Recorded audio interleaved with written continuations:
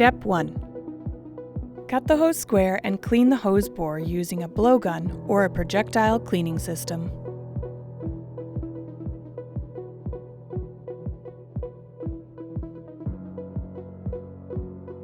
Step 2.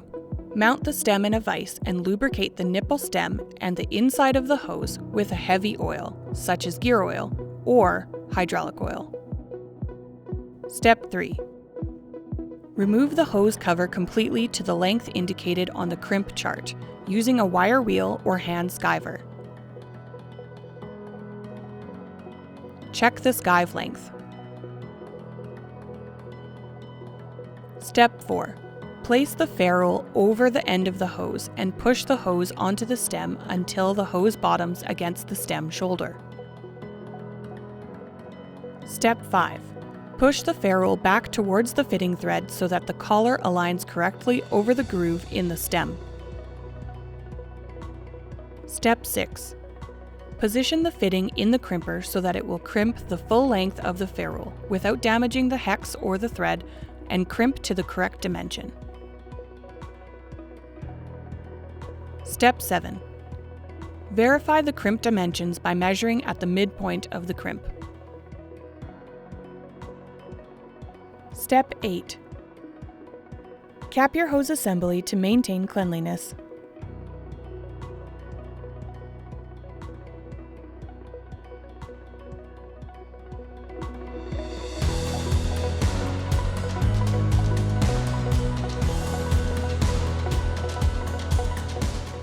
Step 1. Cut the hose square and clean the hose bore using a blowgun or a projectile cleaning system.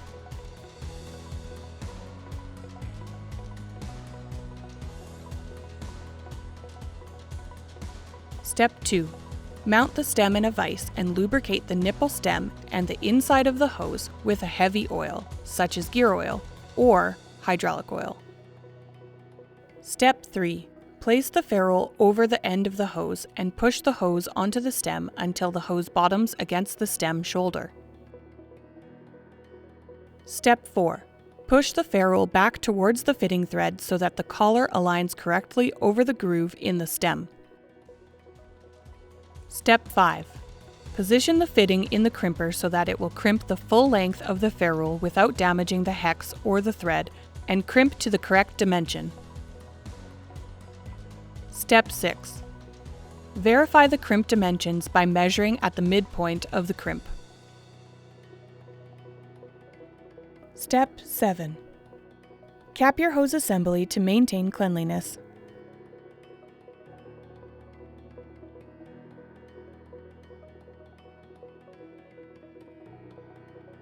Pulsar crimp charts are updated regularly and can be found on our website at pulsarhydraulics.com.